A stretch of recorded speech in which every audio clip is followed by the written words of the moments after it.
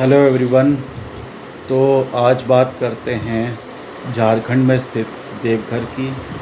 मतलब तो काफ़ी नोन ज्योतिर्लिंग में से एक है।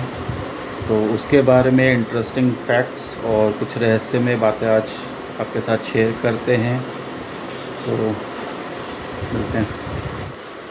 देवघर जो कि बैद्यनाथ धाम से भी जाना जाता है, इसके जो ज्योतिर्लिंग हैं, जो पूरे इंडिया में 12 ज्योतिर्लिंग हैं, उनमें से ये एक आता है।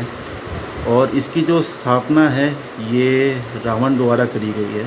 तो इसमें जो ज्योतिर्लिंग स्थापित हैं ये रावण द्वारा किए गए हैं।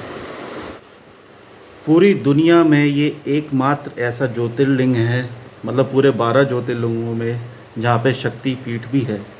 शक्तिपीठ क्या है?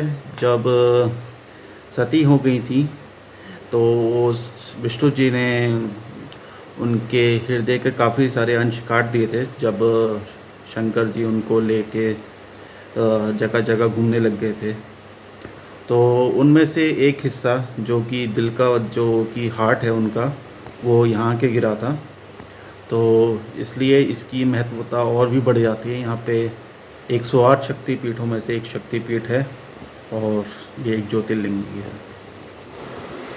शिवलिंग की स्थापना तो रावण ने करी थी, लेकिन ये जो मंदिर है ये विश्वकर्मा जी द्वारा बनाया गया है।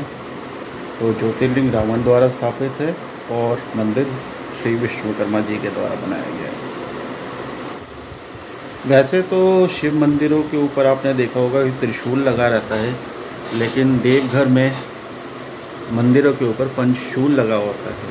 तो इसे पंचशूल को बेसिकली इन मंदिरों का कवच माना गया है, ताकि कोई भी आपदा से मंदिर बचा रहे। ऐसा माना गया है कि इस मंदिर में जो कोई भी अपनी मनोकामना मांगता है उसकी मनोकामना पूर्ण होती है। तो इसलिए इसको कामना लिंग भी कहा गया है। पूरी 12 ज्योतिर्लिंगों में ये 9वां ज्योतिर्लिंग है।